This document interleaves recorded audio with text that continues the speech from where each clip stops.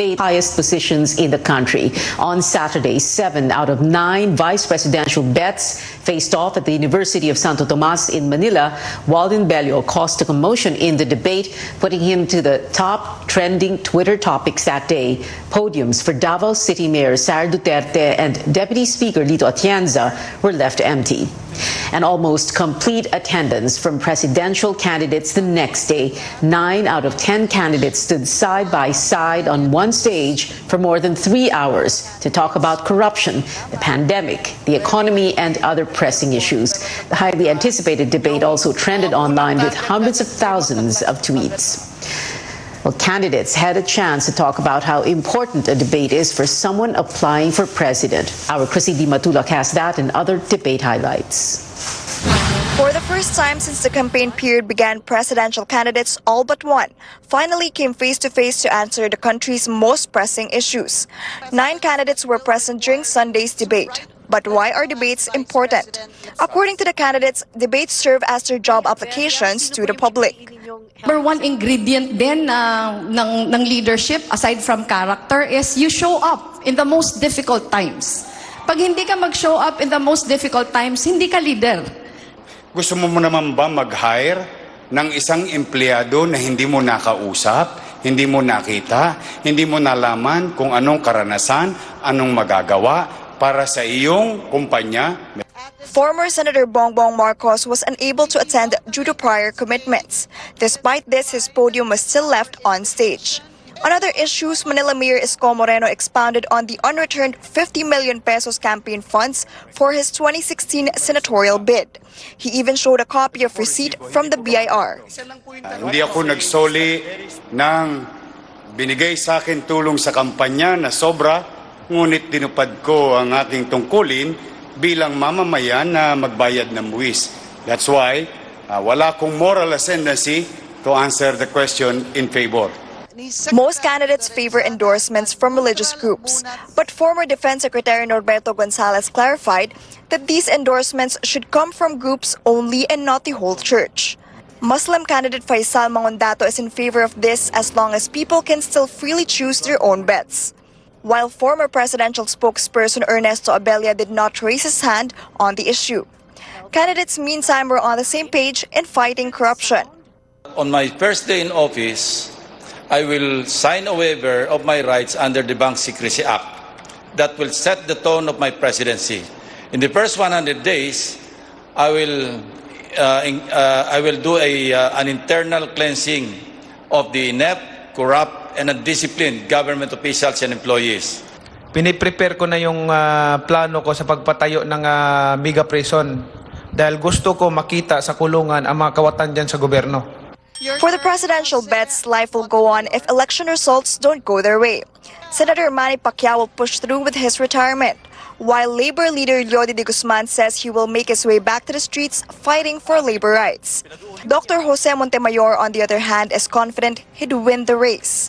Hindi ko iniisip yun. Alam mo, board top notcher ako lahat. 7,000 ang kalaban ko. No? Hindi ako nag-isip na mababa lang ako. Just passing. No? I am a board top notcher in everything that I do. The debate capped off with the candidates committing to fair, honest, and peaceful elections.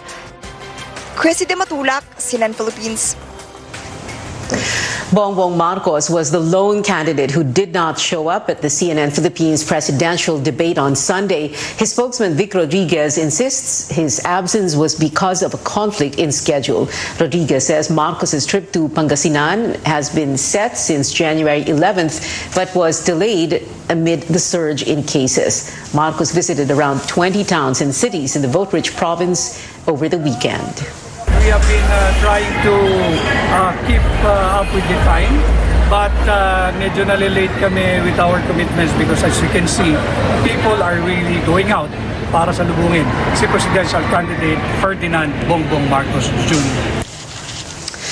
Marcos's attendance in the succeeding debates is still up in the air. The frequent debate skipper said he prefers interviews where he can explain his platform better.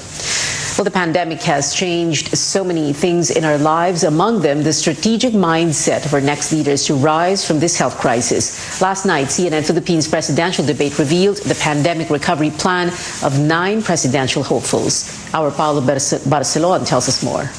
Where were you rather in the days, weeks, and months that followed after the president placed Luzon under ECQ? And this It may sound like a harmless question, but responses revealed how much 9 presidential candidates in the CNN Philippines presidential debate knew about the pandemic and how best to pull the country out of the crisis. Some candidates looked back at how these events unfolded. Nung mga panahon yon, nasa bahay, nanonood ng telebisyon at nakita ko yung mga policy ng gobyerno na ipapatupad. Nalulungkot ako dahil ang unang-unang ginawa ng Pangulong Duterte ay parang binaliwala yung COVID. Ako naman nagkaroon ng panahon na magnilay-nilay kung ano ang pwede natin gawin at paano makikita kung ano na ang lapit ko sa kalikasan ay medyo in-imagine natin yan. Kung sakali ka ako magno-normal, palagay ko agrikultura. Ang una nating itutulak kasi kailangan ng pagkain. Kaya po, itong pandemya, kapag tayo ay hindi sumunod sa ating nagtagalikha, talagang tuloy-tuloy po itong pandemya. For others, all current and former officials in government unloaded their plans on how Filipinos can pick themselves up from the pandemic. Nasa Senado po ako at natatandaan ko, tinatanong namin yung mga health officials dahil merong Wuhan couple nagbiyahe galing Cebu, papunta Dumaguete, bumalik na Manila. Tinanong namin, kailan may contact tracing? Ilan na yung na-contact tracing nyo sa mga co-passengers? Ang sagot sa amin, 17%. In Santa Ana Hospital, we created the first infectious disease control center. On the first week, about 16 beds, and in a month time, about 60 beds available. Kaya naging center of COVID patient ang Santa Ana Hospital. I was still with DFA at ang binigyan tugon po yung yung pagre-repatriate ng ating mga OFWs na nanggagaling sa Middle East and sa Europe at malaki siyang gawain dahil it took maybe something like not maybe mga 400,000 ang mga na repatriate. Tayo po unang lumabas, hindi po tayo nagtago.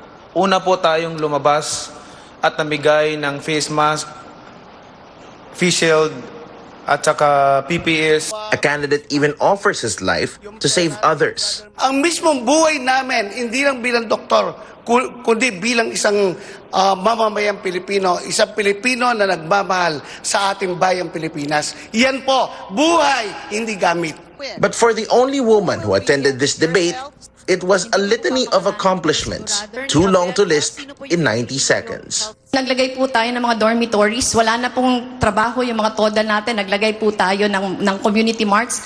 Nag-launch po tayo ng Bayanihan Eskwela nung wala ng paaralan. Meron tayong mga community learning hubs. Nag-launch po tayo ng Bayanihan Hanap Buhay para dun sa mga nawalan ng trabaho. Meron po tayong Vaccine Express. Meron tayong Swab Cab. Meron po tayong Bayanihan e-Consulta. Why are discussions about the pandemic important in debates? The answer may be debatable, but one thing is for sure, the next set of leaders we will elect should lead the country out of one of the biggest health crises the world has ever faced. Paulo Barcelon, CNN Philippines. Presidential candidate Bongbong Marcos and his running mate Sara Duterte are leading in the latest voter preference survey by the Octa Research Group. The study, which was conducted from February 12 to 17, showed 55% of voters want Marcos to become the country's next president.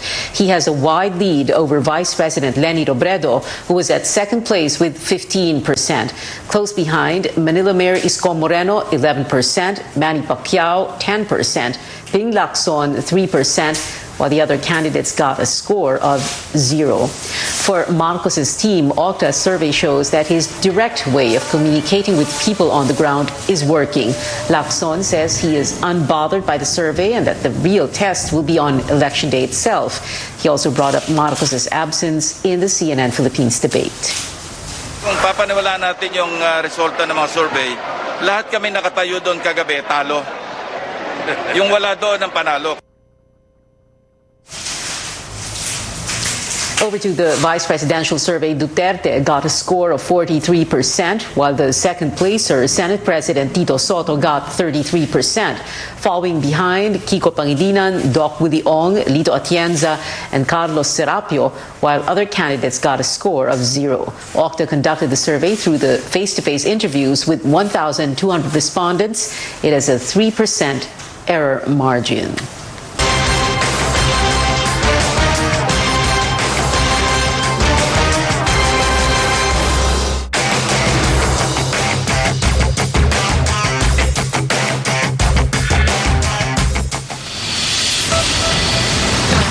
Coming up, a day before Metro Manila shifts to the lowest alert level, the health department sees a record low in new COVID-19 cases. And while peace talks are underway between Russia and Ukraine, how are efforts to bring Filipinos out of harm's way in the Eastern European country? We find out after the break.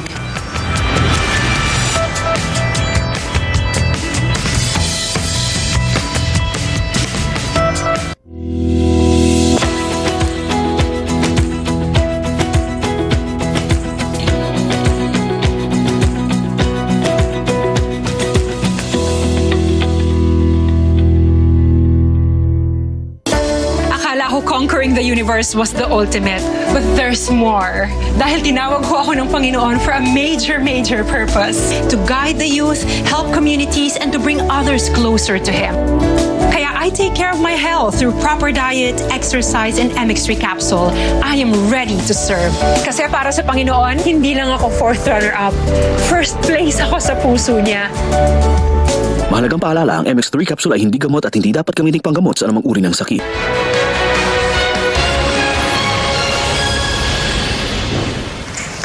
Welcome back to Newsnight, where we go above and beyond the headlines. The country logs fewer than 1,000 new cases for the first time this year. The health department reported 951 fresh cases today, the lowest since the surge began in December 2021.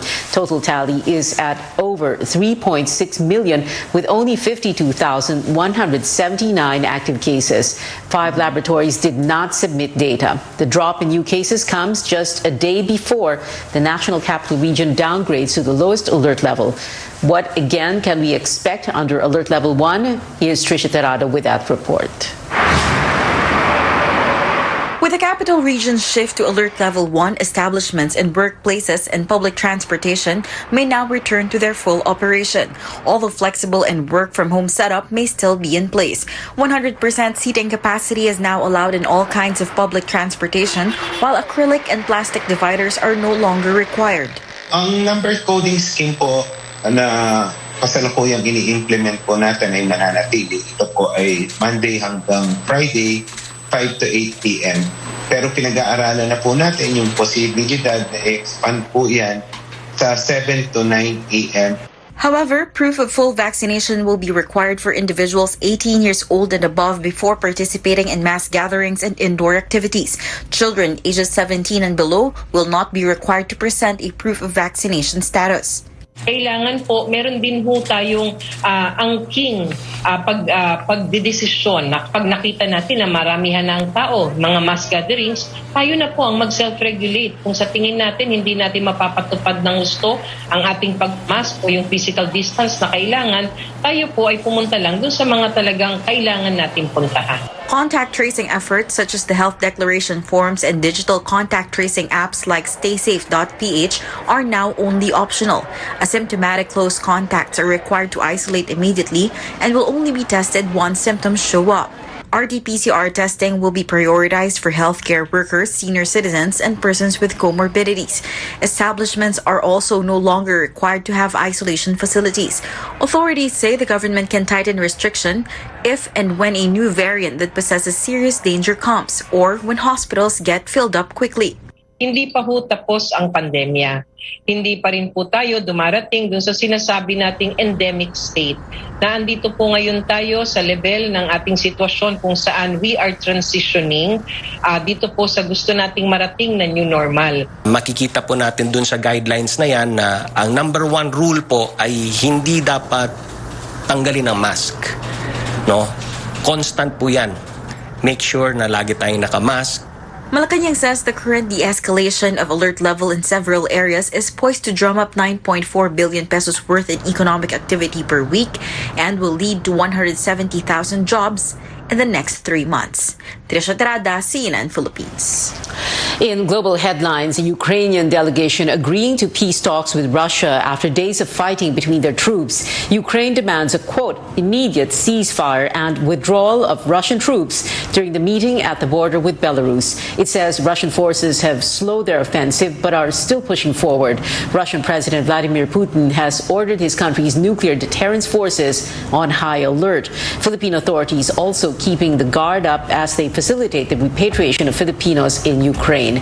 Tristan Nadalo has that report. Efforts to evacuate Filipinos wanting to leave Ukraine continue amid the Russian invasion. Over the weekend, 13 Filipinos from the Eastern European country managed to cross the Poland border via a 5-hour trip.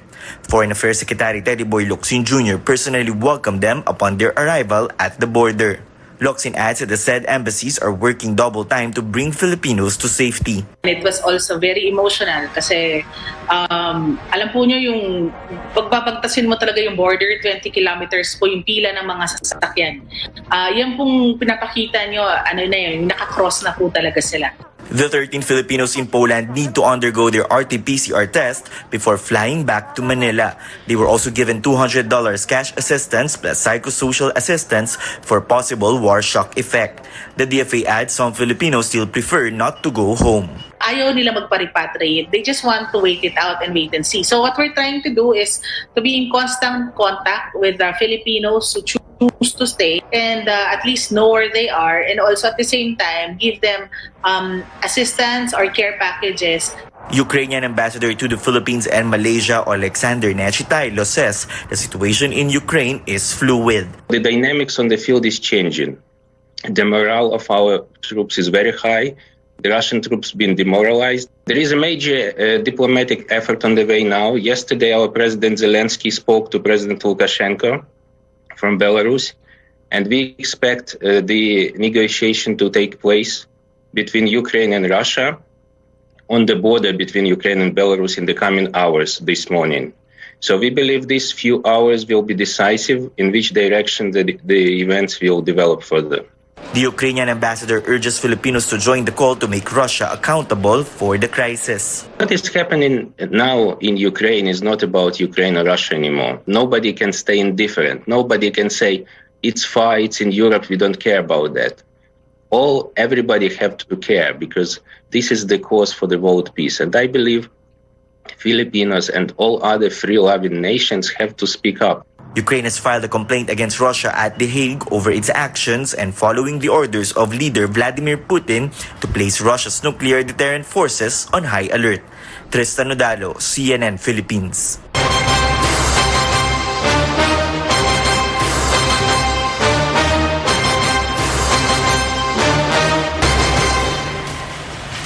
It was the vice presidential candidates who first stood on the CNN Philippines debate stage. How can they fight corruption? Amor Santos tells us what some of their plans are. The report. Senator Kiko Pangilinan vows he will ensure justice is served in the Farmally controversy if he's elected vice president. He says he will not interfere with the judiciary and will push for reforms and additional funding for the courts. Yan ang hirap sa ating sistema ng katarungan, mabagal. Kaya dapat din mamodernisa ang ating justice system.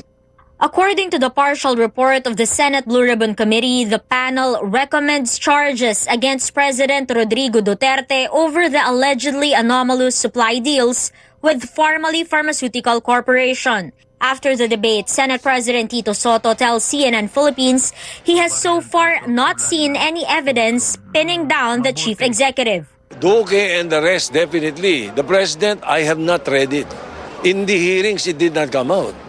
For pro-life advocate Rizalito David, only the renewal of faith and morals can end corruption.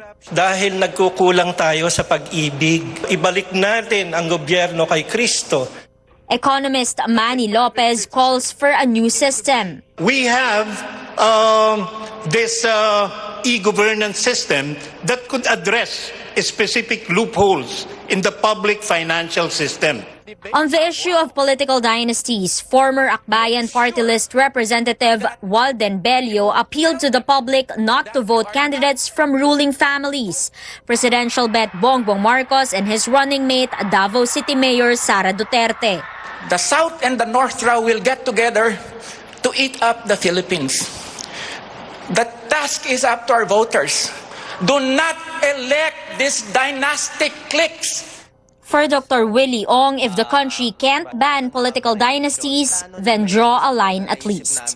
Baka pwede may gap muna, may isang term para at least hindi gamitin yung resources nung nahalal, tsaka may limit lang yung dami ng kamag-anak na po pwede. Siguro 2 o 3. Amor Santos, CNN Philippines.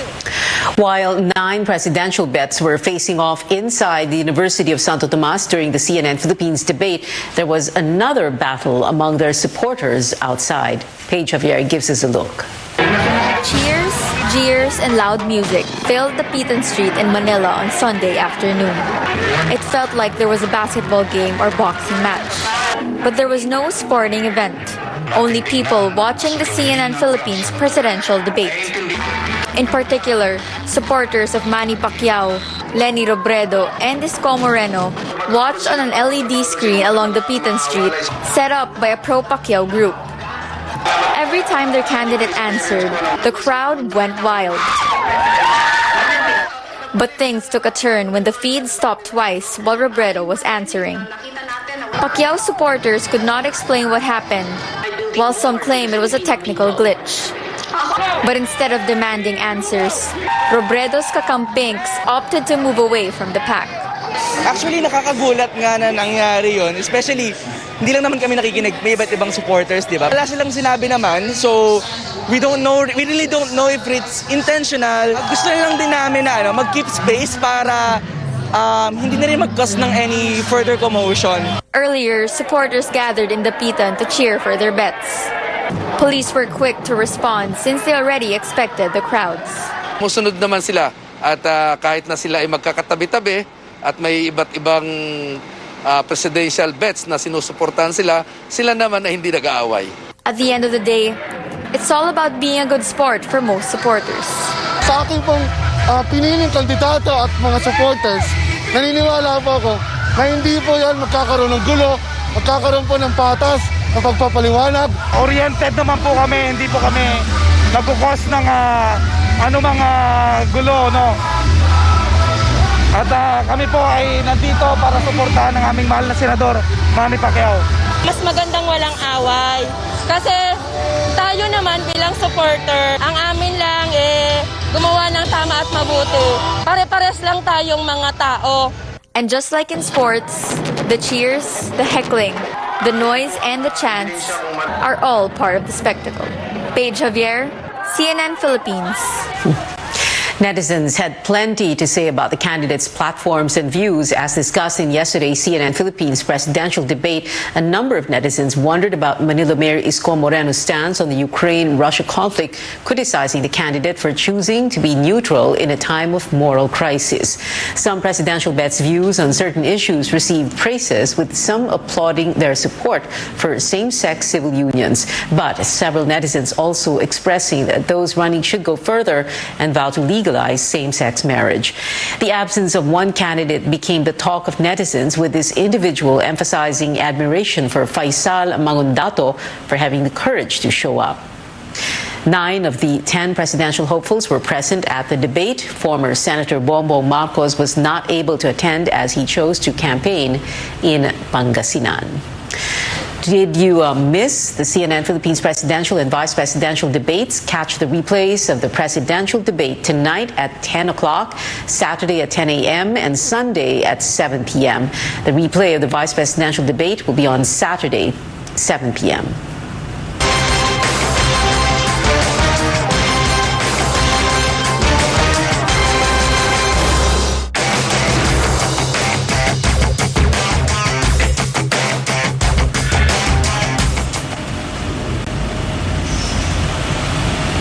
Still on Newsnight, find out the winners of this year's Screen Actors Guild Awards, and the top 50 list for the Miss Universe Philippines is out. Some veteran beauty queens are in the running. Find out who they are after this break.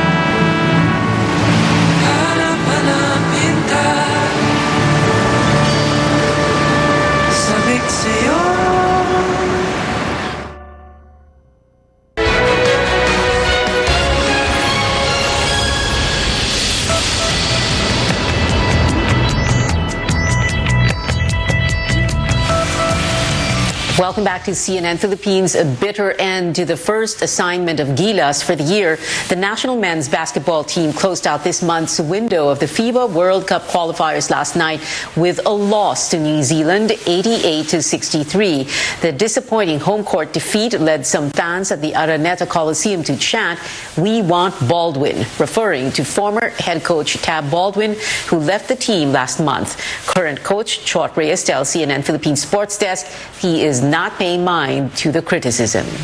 Did not hear it last night, to be very honest. Okay. But my family, people already told me about it. And just very honestly, I expected it. I came into this job, I accepted this job with my eyes wide open. I knew I was going to get widely bashed and criticized and hated upon. And I still took it nonetheless, because that's never going to get in the way of my service to my country. Gilas is already through to the 2023 World Cup regardless of the results, since the Philippines is one of the host countries. Now, from the hardcore to the pageant stage, the top 50 list for Miss Universe Philippines is out. Among the candidates are experienced beauty queens with the likes of Miss World 2019 top 12 finalist Michelle D, Miss Earth 2018 finalist Celeste Cortez, third runner-up of Miss Universe Philippines 2020, Pauline Amelinx, and fifth runner-up of the 2019 Reina Hispano-Americana, Maria Catrina Legado. You can view the full list of candidates on cnnphilippines.com. Last year, only the top 30 delegates competed on finals night. The 2022 Miss Universe Philippines coronation is set for April 20. Now let's take a look at some of the big winners at this year's Screen Actors Guild Awards. Record-breaking Netflix hit Squid Game bagged major trophies. Jung Ho-yeon, who made her acting debut on the show, took outstanding performance by a female actor in a drama series. The K-drama also won 3 of its 4 nominations and is the first non-English series to ever be nominated for a SAG award. As for movies, Koda also made breakthrough wins, nabbing both categories it was nominated for. It is the only SAG Award film ensemble winner with several deaf characters actually portrayed by deaf actors. And that is it for now. Join me again on News.ph at 7 p.m. I'm Pia Ontiveros for Newsnight, where we go above and beyond the headlines.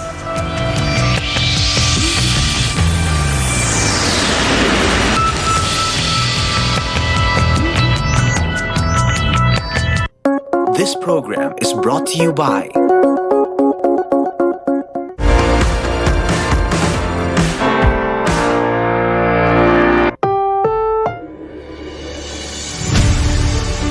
Kini ang simbiyanan sa RPN, Radio Philippines Network, DXKS.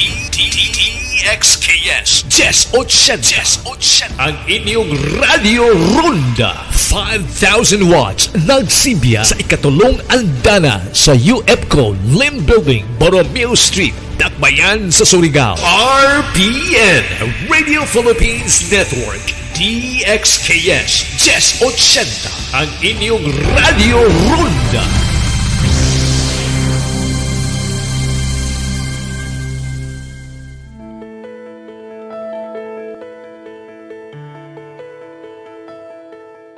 Another COVID-19 variant named Omicron is said to be the cause for the surge in cases in the Philippines and globally. There's been a lot of discussion about this new variant, and from what we know so far, it's highly transmissible, meaning each person infected is infecting more than one person faster, resulting in an explosion of cases. But the good news is early studies show that Omicron is causing milder symptoms than previous variants. We also now have more tools at our disposal to deal with this variant than we did with past variants in 2020. Today, we'll talk to experts who will give us a guide to this new variant and what we can do to protect ourselves as well as others. I'm Dr. Freddy Gomez. Our goal here on the program is to help you better understand the care you need and deserve. You're watching MedTalk Health Talk on CNN Philippines.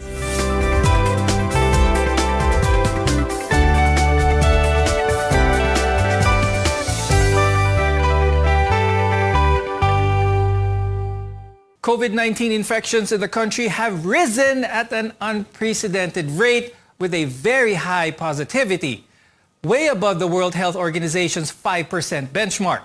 Our guests today will tell us everything they know about this new variant. So let's welcome our guest for today. With us is Dr. Alex Huson, who is an infectious disease specialist from the Philippine Society for Microbiology and Infectious Diseases, as well as the Binyan Doctors Hospital.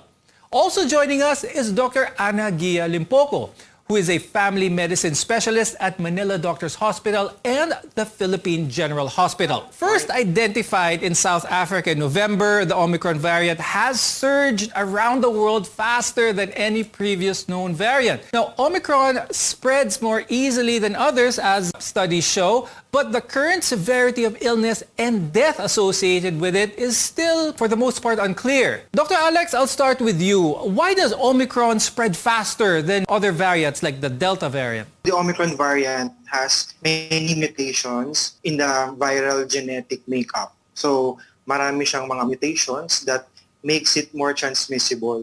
So, it can infect more than the usual or the native COVID virus that we knew. And these mutations usually gives the property of the virus to escape the immune system, meaning hindi siya nadidetect agad ng immune system, therefore causing reinfection of those previously infected and those who already received COVID vaccinations. What do we know so far about the severity of Omicron? Kapag ibig sabihin ba mas maraming mutations ang Omicron kumpara sa Delta, ay mas delikado ito. Kumaga, a lot of people are thinking, mas malaki ba ang pangil ng Omicron variant? We already have some experiences from the South Africa and many European countries about Omicron variant.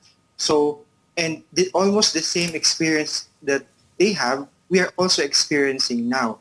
Based on the latest statistics, yung mga cases ng Omicron, madami lang siya talaga kasi very transmissible compared from previous variants. Pero yung mga nakakaroon ng severe and critical disease ay much more less compared doon sa mga ibang variants like Delta. Now, a number of Omicron cases are obviously already present here in the country. Pero how is this driving the spike in infections, Dr. Alex? It's very transmissible, way beyond the transmissibility property of the previous variant. So what the impact of this variant is that many people get sick. And since this is rather new, unlike for example, we have the flu in the past, COVID instill quarantine and isolation. It really affects the normal daily behavior like work. And also, if we have a lot of cases, even though it's mild, they all go to the hospital and they try to consult because they need consultation. So kung sobrang dami, kahit di naman siya talagang mild, it can still affect the daily hospital operations. Since the beginning of 2022, cases of COVID-19 have risen sharply. Dr. Ana, how worried should we be about the rise of COVID-19 cases? Based on previous experiences, there are probably reports na in 2 to 3 months talaga makikita natin yung peak nito. So if we started like January, siguro we can still see a peak until March, no? So based on the previous experiences. Meron bang mga simptomas na kakaiba na nakita lang natin dito sa Omicron? In terms of the symptoms, it still refers to the upper respiratory tract symptoms, no? So by experience, what we commonly see right now for patients, mas marami ang nagpipresent with sore throat, cough and colds pa rin. Some may or may not have fever, but yun yung mga symptoms pertaining to the upper respiratory tract. So parang yun yung nakikita namin ngayon in clinics na common sa mga nagpapa-check up. Compared to the previous ones na may cough and cold pa rin, may sneezing, etc., not so common on the sore throat. But still, meron pa rin kaming questions about may anosmia ba, ibig sabihin may pang-amoy ba or may panglasa ba yung pasyente. So these are the things that we must check, no, and also advise our patients to monitor or to look into, lalo na when they start to have these symptoms. This new variant seems to have a shorter incubation period. This means that after a person is exposed, it takes as few as 2 or even 3 days for them to develop symptoms, becoming contagious, and they will test positive as compared to 4 to even 6 days sometimes with the Delta variant. Some studies point out that a person is infectious even before they develop symptoms. Now, for most people, Omicron appears to result in mostly mild to moderate illness that can resemble the common cold or the flu. Dr. Ana, pag ito yung mga simptomas sa pangkaraniwan, does this mean na hindi aabot sa severe illness ang merong Omicron? When we say pag meron na tayong cough and cold or all these symptoms, I would agree na kailangan mag-quarantine ka na and then have yourself checked by the doctor. Magpa-test kung kailangan. Now, there's a caveat for here. Kailangan yung mga may comorbids, sila sana yung mga ma-prioritize na mapatest natin. Why? Because these are the vulnerable ones na pwedeng magkaroon or mag-progress into a moderate to severe COVID regardless of the variant. So meaning ito yung mga elderly, may hypertension, may diabetes, or may other conditions that may potentially be affected at pwedeng mag-progress into moderate severe COVID. So kahit Delta man yan or Omicron variant pa yan. When we return, we'll talk about how effective the current vaccines are against Omicron. We're your connection to healthcare. You're watching MedTalk Health Talk. SMC San Miguel Corporation. Bisag unsang industriya ang sudlan niini, tinguha sa SMC ang pag-uswag o paglambo sa mga Pilipino. Karon, gikan sa SMC, aniya na ang SMC Davao Cement. SMC Davao Cement. Gama sa Davao, para sa Mindanao. SMC Davao Cement. Ato ni Bay. Protektahi ang imong mga mata batok sa delikado ug makadaot nga ultraviolet nga silaw sa adlaw ug uban pa. Pinaagi sa pagsulob og eksakto nga prescription sa antiyohos o antipara. Likay ang mga simptomas sama sa hanap nga pananaw sa layo o duol nga basahon, sakit sa ulo ug uban pa nga makaapekto sa atong kahimsog nga ang hinungdan depekto sa atong mga mata. Alang sa kumpleto nga primary eye care, contact lenses, fashion eyewear, computer eyeglasses, sunglasses, accessories ug uban pa, adto kita sa AG Buñuel Optical Clinic. Ang AG Buñuel Optical Clinic nagpahinumdum kanato nga ang kahimsog sa atong mga mata usa ka prioridad nga angay ipa-check up kausa matag tuig aron pagsiguro nga luwas kita sa piligrong mga sakit. Pinaagi sa lisensyado o qualified optometrists nga maoy mo prescribe sa eksaktong kagamitan o kung primary eye care ang paghisgutan. Duaw lang silang buhatan sa 3636 sa Nicolas Street, Surigao City ug adunay ilang extension office sa Aurelianida Street, Cantilan, Surigao del Sur. Ayaw kalimti higala, AG Buñuel Optical Clinic. Ang AG Buñuel Optical Clinic doon na branch dito sa lungsod sa Dapa sa may Lupis Haina Street, Poblasyon Dapa, Surigao del Norte. Ang AG Buñuel Optical Clinic dinhi sa syudad ng Surigao. No transfer na sa bag-ong location sa Nicolas Street ra gihapon, tapad sa Garcia Hotel at bang sa Unicity. Ang Riverside Parts Master Incorporated na sa ilang bagong location sa Dalan, Burgos ning atong syudad. Mahimo niyong tawagan sa telephone number 231-7478 or 826-3663. Mga produkto nga inyong mapalit, genuine, Makita Power Tools sama sa planer, drill, grinder, Triton paints, construction supplies, angle bars, flat bars, GI pipes, automotive spare parts, Firefly electrical devices sama sa switches, bulbs ug outlets. Adto ang Riverside Parts Master Incorporated sa ilang bagong pwesto sa Dalan, Burgos ning syudad. Makahangyo ka o makabarato pagyod diha sa Riverside Parts Master Incorporated. RPN Radio Philippines Network, Radyo Ronda DXKS Surigao, member kapisanan ng mga broadcaster ng Pilipinas.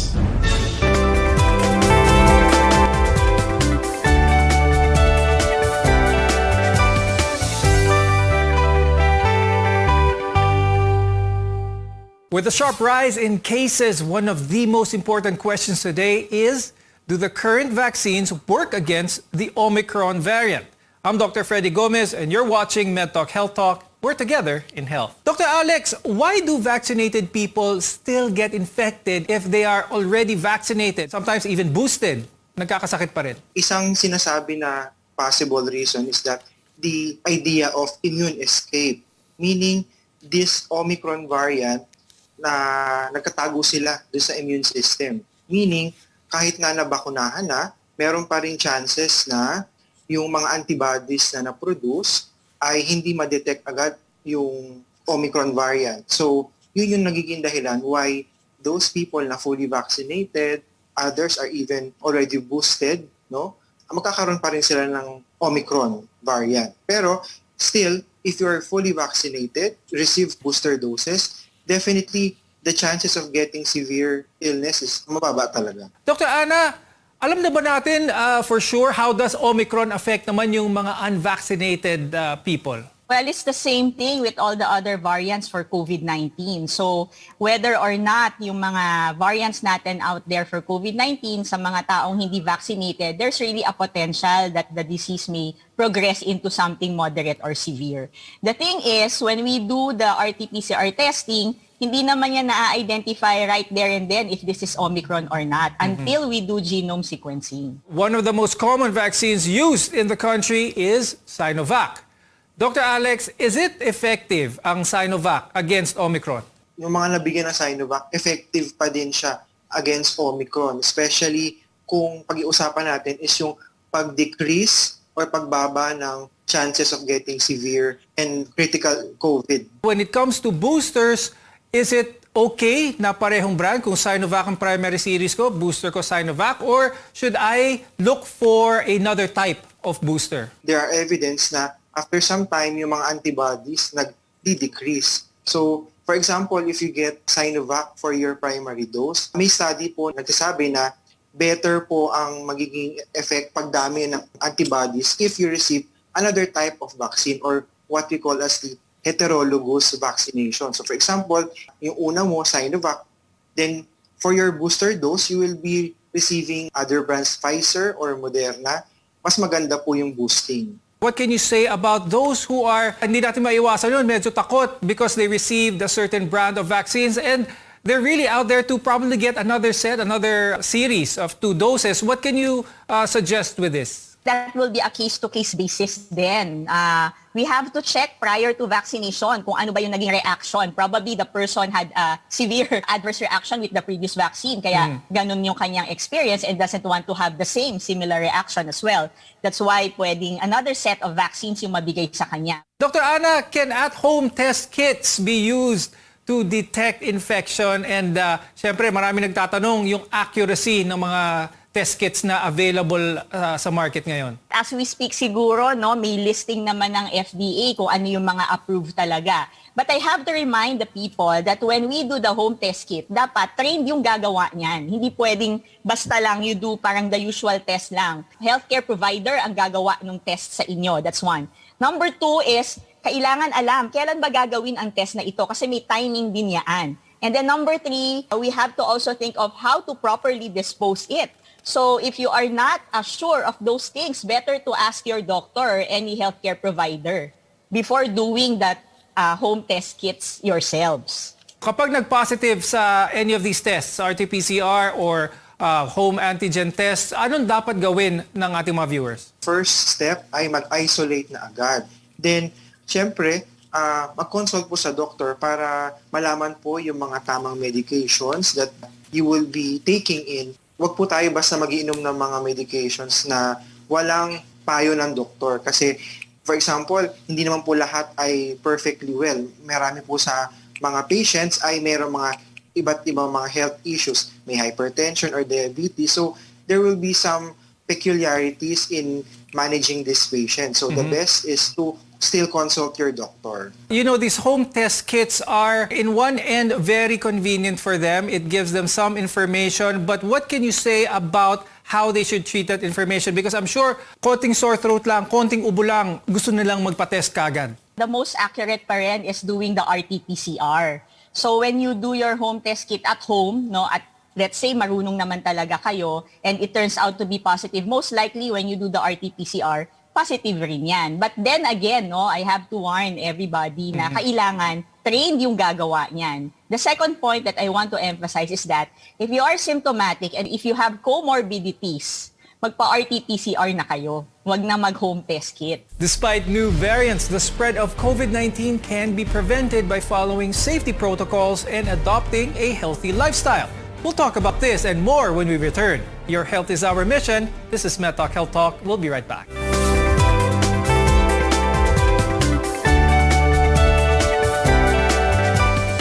SMC, San Miguel Corporation. Bisag unsang industriya ang sudlan niini, tinguha sa SMC ang pag-uswag o paglambo sa mga Pilipino.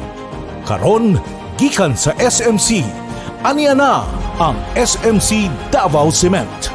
SMC Davao Cement. Gama sa Davao, para sa Mindanao. SMC Davao Cement. Ato ni Bay. Maayong balita sa tanan sa atong panginahanglan sa panimalay, mga gamit, ingon man mga dekorasyon, pwede na natong mapalit diha sa Wellington Bazaar. Anausab sa Wellington Bazaar ang mga bestidahon, karsunison, plain t-shirt, plastic chair, floor mat, mantel, banig, folding bed, habol, mosketero, trapal, lideret, basketball, stuffed toys ug mga dulaan sa bata. Ang Wellington Bazaar ana magalagad kanato sa Dalan Kaimo ning Dakbayan sa Surigao. Wellington Bazaar, gikan sa mga kawani ug tigdumala sa Wellington Bazaar. Mayong adlaw alang kaninyo. Wellington Bazaar, sukion ta sa kanunay. Kasakit sa ako ang mga mata. Uy, labad pagyud kay ako ang ulo. Murag kog malipong ba? Unya, murag limtanon pagyud ko. Unsaon man ni uy? Naa na gyud kay problema, miss. Ha? Tanawa gud nagsakay ka sa tricycle, wala kay suot bra. Para masolba na imo problema. Ha, pag inom man ni Lutein Plus. Unsa? Lutein Plus? Asa man nimo gikan? Ako man ninadunggan sa radyo, miss. Mao nga kapalit ko naan pagpangandam ba. Sige, salamat kayo ha. Magpalit dayon ko og Lutein Plus.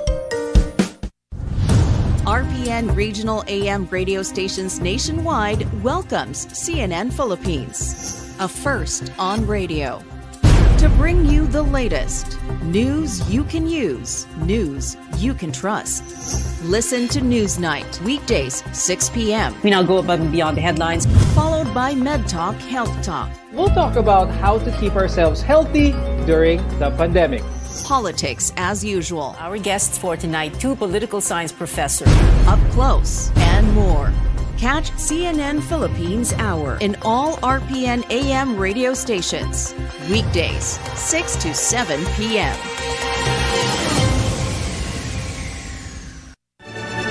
RPN Radio Philippines Network.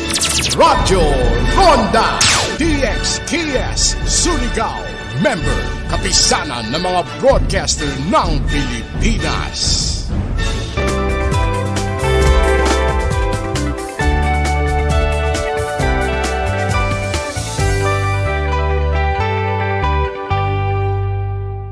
COVID-19 is still here, which is why knowing and following safety protocols is still a must. I'm Dr. Freddy Gomez, and you're watching MedTalk Health Talk, where your care always comes first. Even if Omicron causes less severe disease, according to studies, it shouldn't be dismissed as mild. The number of cases can overwhelm the healthcare system and cause many, many problems. We must continue to protect ourselves and protect each other. Dr. Ana, please walk us through the tips on how to keep ourselves COVID-free. I have to emphasize yung safety precautions natin, hand washing, physical distancing, social distancing, following the protocols. If you're symptomatic, mag-quarantine ka na kaagad and then have yourself checked as well. And then also yung properly wearing of masks. Yan, importante. Dr. Alex, when it comes to masks, ano yung most effective mask? Dati, nung Delta, okay na yung cloth mask was deemed okay because of the shortages of masks. But when it comes to Omicron, ano yung pinaka-effective na mask na dapat meron tayo? About masking, ang pinaka-okay for the general public pa din is the surgical mask that yung merong blue sa labas, white sa loob. So, ang transmission naman is still droplet. So, ang talagang best pa din para sa general public ay yung blue mask. Dr. Alex, yung pagdo-double mask, is this now the norm? Is this still recommended?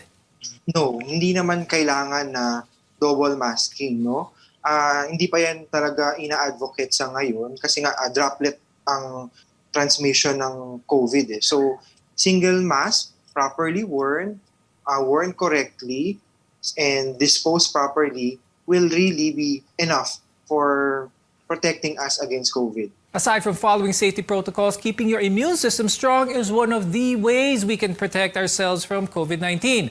Dr. Ana, what are some of the things that we should do daily in order to keep ourselves healthy? Eat well, sleep well, hand washing, take your vitamins, take medications if you have maintenance medications, and then always protect yourself, keep yourself protected by wearing the mask properly, hand washing, physical social distancing then. So I think those are the things na kailangan. It's part of our day-to-day living already. Many people feel that since mostly mild ang cases ng Omicron, people should just get infected naturally and get it over with, kung tawagin. Dr. Alex, what is the danger in this form of thinking? Very dangerous yung gagawin mo kung naisip mo na magpahawa ka na lang para tapos na. No? Number one, if we do this, especially among the unvaccinated, yung new variant pwede pa rin mag-develop. Pwede ikaw yung maging next na incubation person kung saan pwede magkaroon ng bagong variant ng COVID, no? So, another one is that still Delta variant is still here. So, one cannot choose which variant they can get infected with. So, kung Omicron tapos mild, okay, better, thanks God. Pero kung Delta, matsyempuhan ka, then mag-develop ka ng severe disease, then yun, pwede mo ikamatay talaga. Now, Dr. Ana, here's a question that I'm sure a lot may be experiencing now, and it has something to do with children being infected with COVID-19. So what are some advice that you can give for those parents who are negative pero yung anak nila positive? If there's a family member who has positive COVID, kailangan naka-isolate siya, but if you are living in the same household, lahat kayo, lalo na yung parents taking care of the children, pwedeng naka-mask naman yan.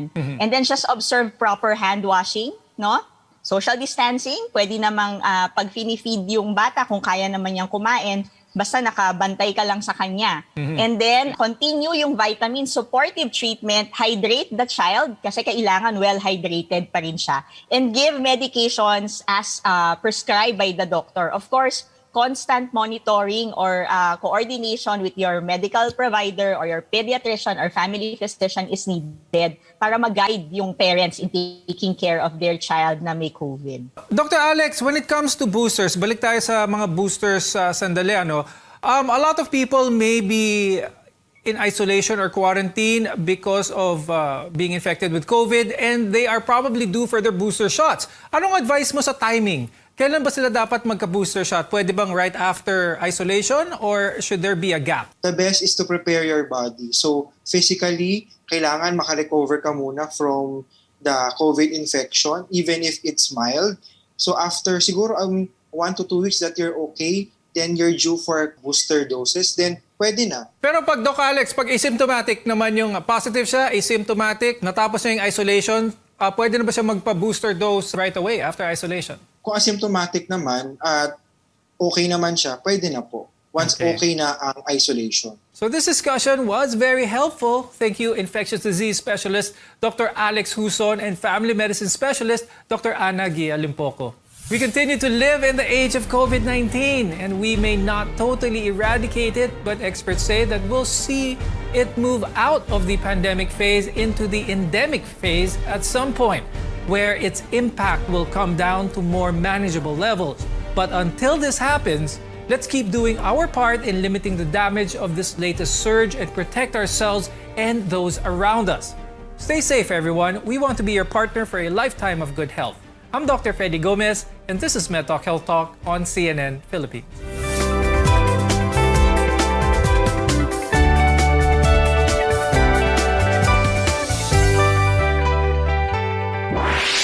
Nahihirapan ka bang matulog? Baka insomnia na yan. Narito ang Doc F Full Vic Minerals plus Spirulina Capsule. Doc F Full Vic Minerals plus Spirulina Capsule. Ang pampatulog mo, pampatulog nating lahat. Doc F Full Vic Minerals plus Spirulina Capsule. The Doc F Sleep Aid Formula. Para makainom ng libre, mag-send lang ng inyong mensahe sa Facebook page, The Big C Freebies. The Big C Freebies. The Big C Freebies. Para naman sa promo hotline, buy one take one, door-to-door delivery na. Free shipping pa. Mag-text 0929-232-8193. 0929-232-8193. Paring Al, kanindot sa uhay sa imong palay.